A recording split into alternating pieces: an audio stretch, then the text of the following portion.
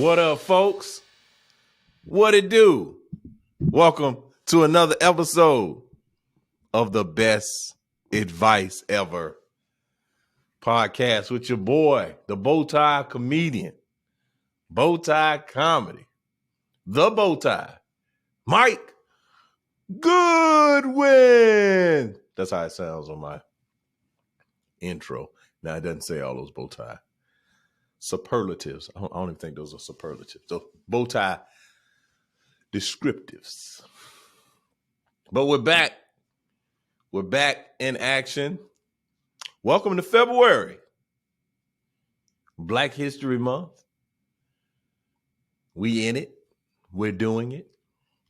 And as I always start the podcast, I talk about being on the road again, which I was. I actually had an event, 2 events this week. I was in Grovetown, Georgia. That is about 10 miles outside of Augusta. And I don't even know if it's 10. But I did the Chamber of Commerce banquet gala for Columbia County. So that's the CSRA. I always used to get that confused because I lived in Augusta for like 4 or 5 months. I did my officer basic course there. And I always would hear about the CSRA. We'd talk about it on the radio station. You're listening in to the hip hop station of the CSRA. That's why I always mess up CR instead of CSRA. And I was in the fine state of Georgia doing this Chamber of Commerce event. It was great.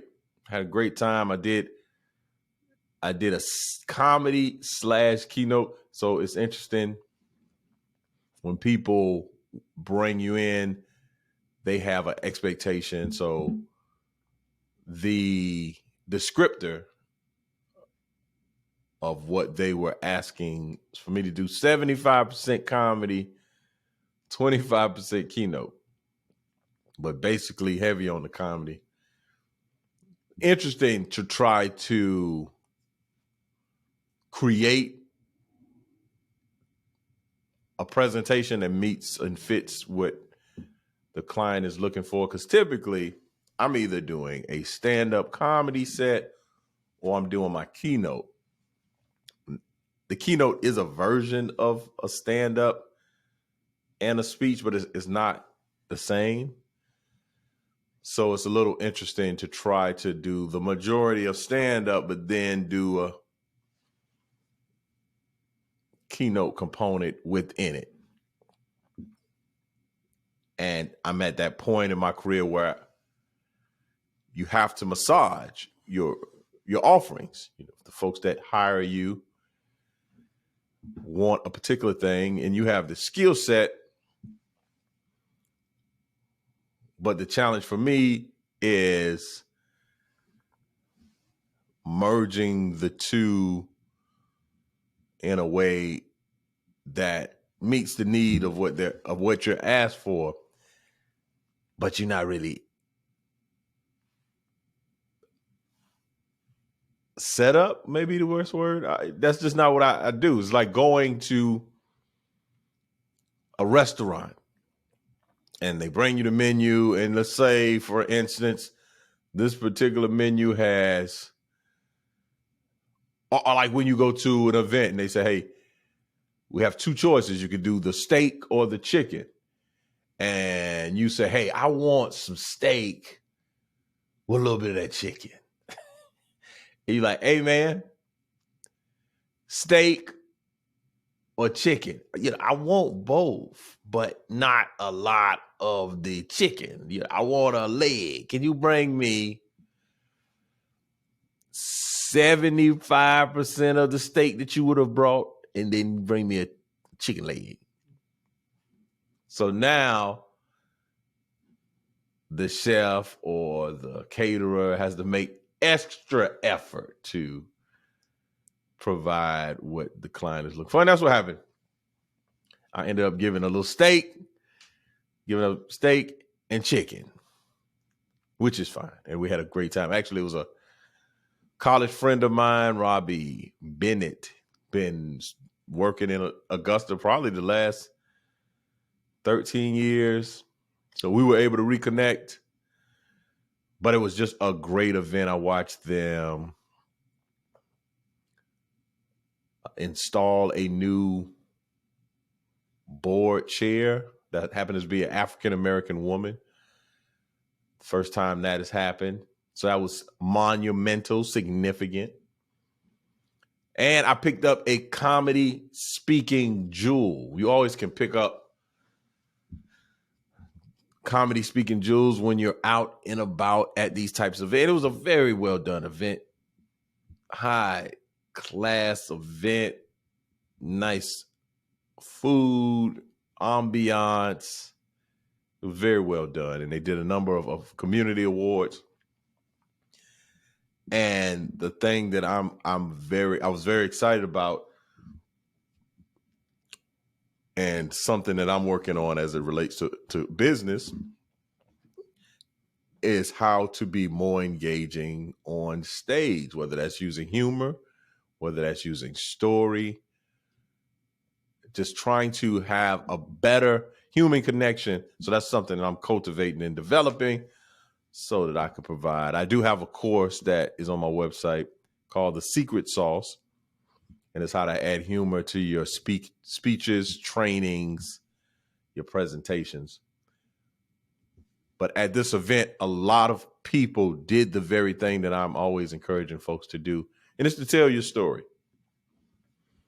Tell your story. You should have stories that directly come from your life to explain your experiences and who you are. And this actually will connect greatly with the best advice ever today that I would share. But a number of the folks that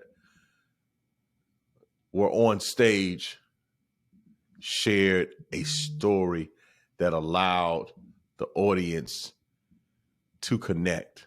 And then there was some other organizations, I wish that they would have told a story. They were very gracious and brief, but I wish that they would told one story, one example of how their organization is impacting the community.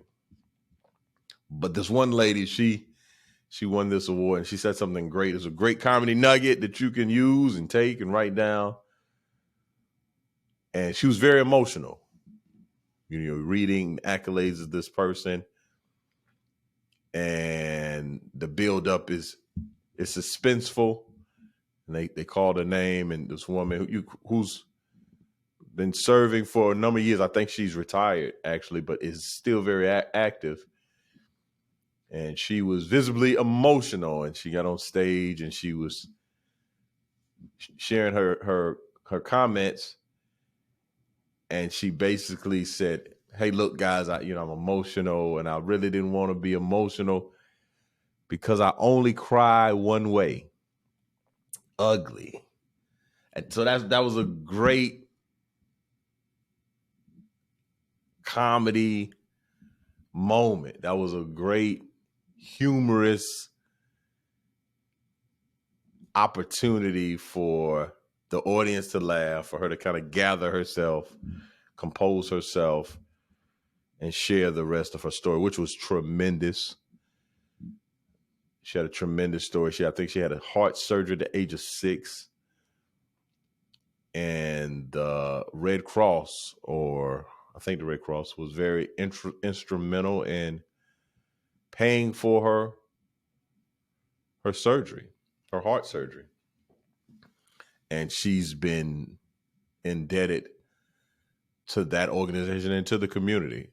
Her father impressed upon her at that moment of her life that it's important for her to give back because people have given to her to make this possible. So that was Thursday. Then Friday, I went to the great state of Massachusetts, home of Paul Revere. You forget how historic Massachusetts is until you get up there and you get on the interstate. They have a US 1, like 1A. Like that's the beginning of the interstate. They have like the first road. US 3. Then they had everything. They had turnpikes, roundabout, four-way stops. It's like, hey man, was this a laboratory for traffic? But it was interesting. I went to the city of Worcester. Worcester, which is about 50 miles outside of Boston. And it's what they call the heart of the Commonwealth. Very beautiful part of the country. That's one thing I've noticed, and I continue to notice, and I say it often. There's so much beauty and diversity in this country, from city to city, state to state, Commonwealth to municipalities, all the different parts of the states. And I realize that we have more alike than we have that separates us. But we went to Worcester, which is an interesting way to, because it's spelled Woscester. So I immediately wanted to say Worcestershire or something different, but it's they use the English pronunciation, New England, Worcestershire. And I found out that they have a IFL, the Indoor Football League. And they are probably one of maybe one or two teams that's even in the Northeast. The majority of the teams are out west. Texas, Nebraska. It's some interesting. It's interesting. The Indoor Football. They are the, what was the name of their team? I think they were the Pirates. Yeah, I think they're the Massachusetts Pirates or the Worcestershire Pirates. Very interesting. There actually was a kid that played for their team that's from Columbia, South Carolina. I think he went to college at Liberty. I'm always learning things. Now, the other thing I learned, there's a statue in town. Now, this is not favorable. Sometimes you go to people's cities and find out information that they may not want you to find out, or may not be the most talked about. It's like going on a college campus and doing the tour. It's about that time for my daughter for us to start doing college tours. So when you go on these tours, they have it's a script. They already know where they want to take you. They want to take you to the model room. They're not taking you to the hungover, ran out in my pajamas, in my bath shoes, what are they, slip-ons, flip-flops. They don't take you to the room where folks don't clean up after themselves. No, they take you to the model. They take you to the one or two rooms that the student ambassadors are in, and they're neat and tidy. They don't take you to the room where folks are illegally growing marijuana. They don't take you to those rooms. You don't get to see that on the campus tour. You got to get off the campus tour to see the real deal. And so in Worcester, I was doing a little research, looking around, bumping around on the internets. And I found that they have a statue called the Turtle Boy. You should check it out. Check it out and let me know what you think about Turtle Boy. But that was Friday, and they were freezing. Look, I'm one of these guys. I meet the expectations that are presented in front of me.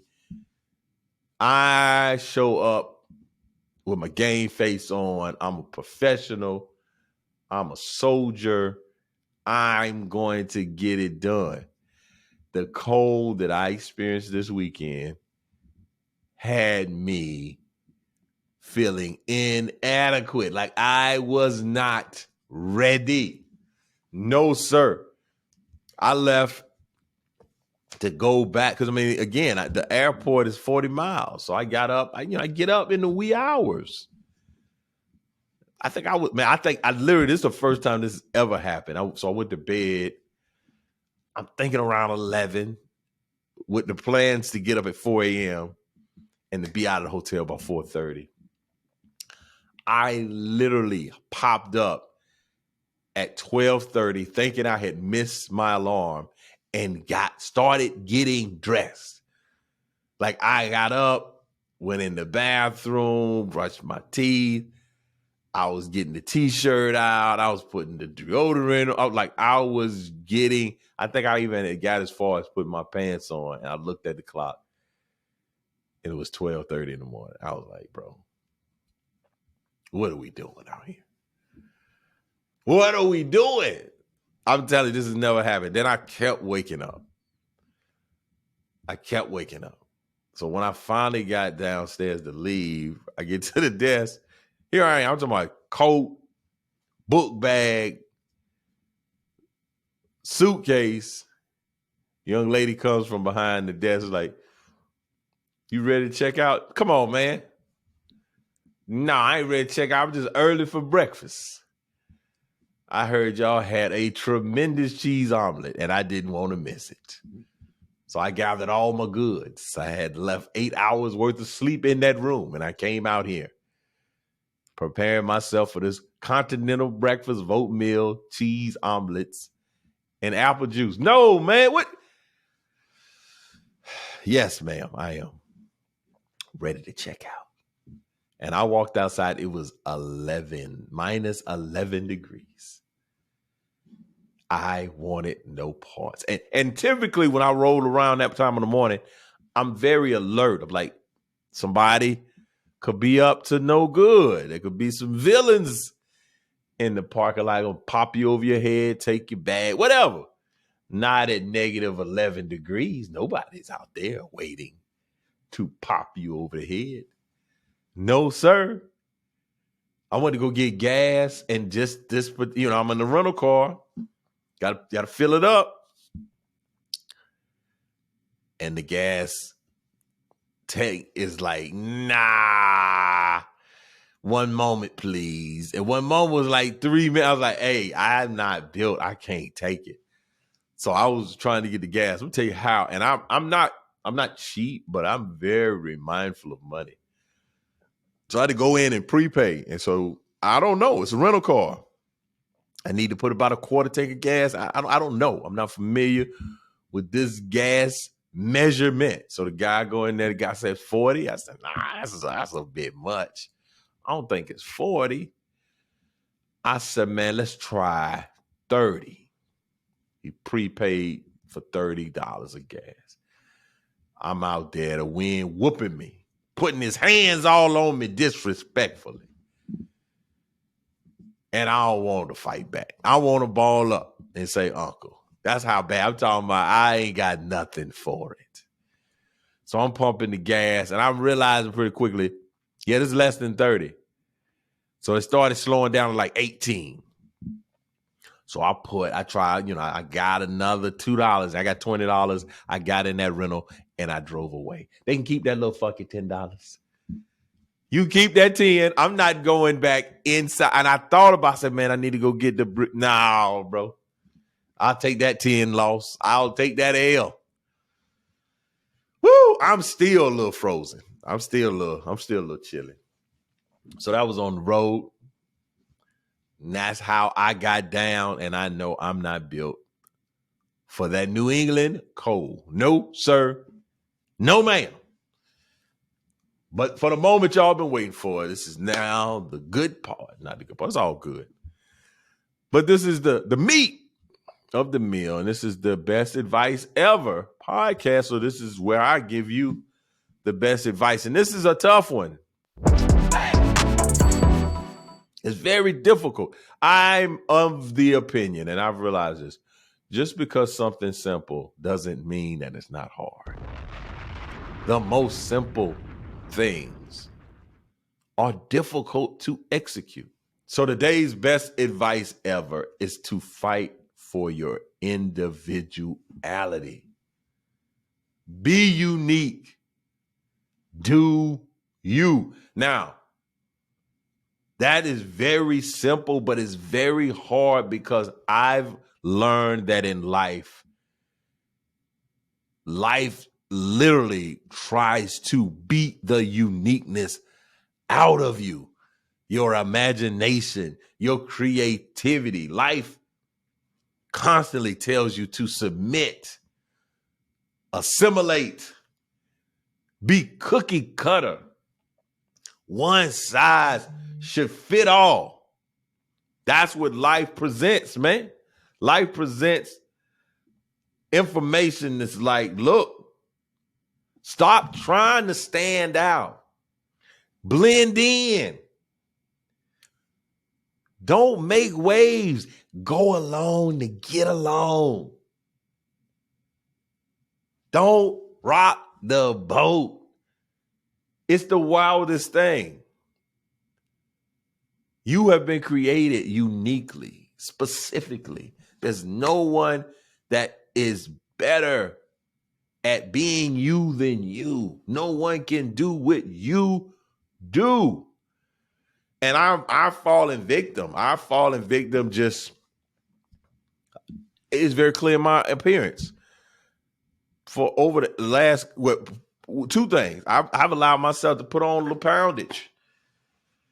And as it relates, and this is where you get in trouble because you compare yourself to other people. And compared to other folks, I'm like, oh, I'm good, but I'm not comparing myself to other people. I'm comparing myself to me. People are like, oh, you look good. Yeah, y'all look good to you. I don't look good to me. And it's not even about looking good. There's a particular standard that I want to hold myself to.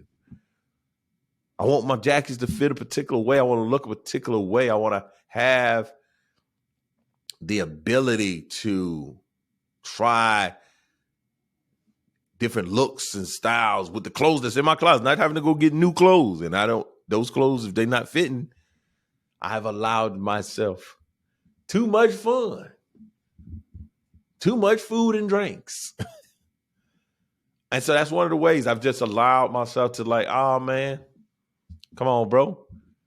Be a little hard on yourself. Let's take a little vacation, a little relax. It doesn't matter. You put on 10 extra pounds. It does. And then the other thing I've done, I've just dumbed down my look. I'm super with the blazers and the sneakers and the jeans because I for whatever reason, this dressing the way that it's a lot. And people, oh man, why are you so dressed up? Where you going? Where you head? Like it just wears you down. I'm on stage. Who does cat think he is? Why? Oh man, you making the rest of us look bad and on and on. It's hard to be you, man. Don't let life beat it out you. Hold on. And it feel like it's mixed messages, right? Because we hear things like it's bigger than you. It's not all about you. There's no I in team, right? So on one end, you're told, be an individual, be unique, stand out. And the other one, you told, sit down, be quiet. Don't bring attention to yourself. And I'm thinking more and more, and I thought about this morning. I love sports. I hate sports fans. I really do. I love sports, hate sports fans. And the reason I was talking about, I'm a huge South Carolina fan. And so I'm on these message boards and different things with other fans. And we got folks starting to talking about the basketball program, the men's basketball program, Dawn Staley versus Lamont Chestnut. I went to school with Lamont Chestnut. Lamont Paris is the coach in South Carolina. And folks were saying, hey, you can't compare women's sports to men's sports and da-da-da-da-da. And some truth to that. But the piece that I think that people are missing as it relates to Dawn Staley created a brand. Before the wins started happening, before she was a perennial all-star program, all-American players coming to the University of South Carolina, she created a brand. They don't have fans, they have fams. It's the beehive like Beyonce. We're the G Hive at South Carolina. She created a brand. And so when you create a brand, you attract those that you want to attract and you repel those that you want to repel. And that's what being yourself does. I kind of think about it as a brand. Think of yourself as a brand. And that's when I say I hate sports fans. So I get in that conversation and folks just want to argue, I think sometimes. But what I walked away from that conversation I had with someone is like, how do I amplify my brand? How do I make my brand more attractive? And I got to get back to the things that make me stand out. The bow tie, the sharp dressing, telling who I am, my story, opening up and being transparent. And so that you're not having these assumptions of who Mike Goodwin is. I'm being very deliberate to tell you this is who I am. And this is who I'm not. And I'm super comfortable with that. So that's today's information. The best advice ever today is to do you. Fight for your individuality. Fight for it. They're not just going to let you be who you are. I just was in a meeting with Andrew Young, and I can't say what he said. But he said, don't let those blankety blanks get you down. That was his ending remarks. And if you want to know what the blankety blanks is, it's what you think it is. It's the big cuss word. It's the big one with the M and the other letter. Don't let those get you down. Do you. Be yourself. All right, we've come to the end of another podcast. Before we leave, you got to do the what you're not going to do. What you're not going to do is, I'm not going to look at a story that is based on my life and my relationship with my wife. What you're not going to do is think Mike Goodwin's out here in these streets tipping and dipping. No, sir. No, ma'am. And I'll explain to you why that's the case. When I got married to my wife and I went to college together. And when I met my wife, there was an attraction there, but I wasn't in a place to be in a relationship. I was like the community basketball courts. Anybody could play. Come on. I'm for the community. As the young people say it now. I was for the streets. And so I wasn't in a place to be anybody's boyfriend, significant boo thing. But we had this relationship and we developed this friendship. And my wife, over a course of time while we were in college, had to hear rumors and stories about the exploits of Mike Goodwin.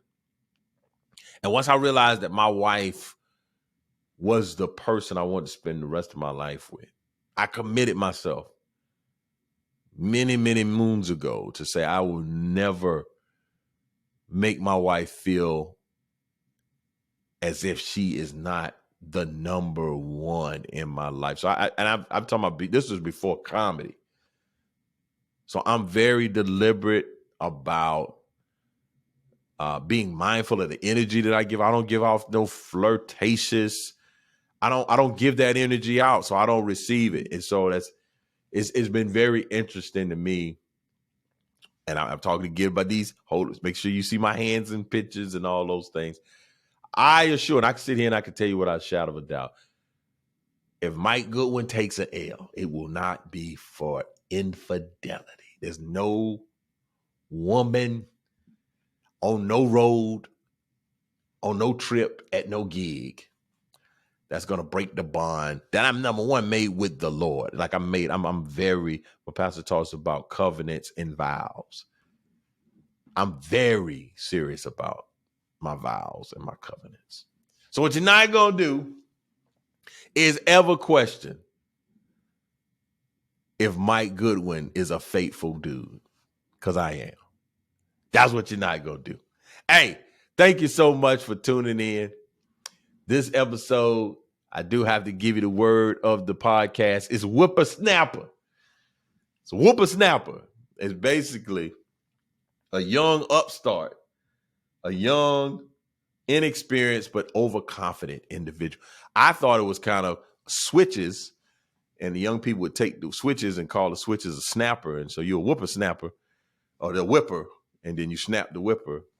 I think that has something to do. I don't know. But that's the podcast word of the day, man. Thank y'all so much. Please follow me. Subscribe. Rank this this podcast. Let other people know about it. Send me questions also to info@mikegoodwin.com. Thank you for tuning in to another episode of the Best Advice Ever podcast. It's your boy, Mike Goodwin. Peace.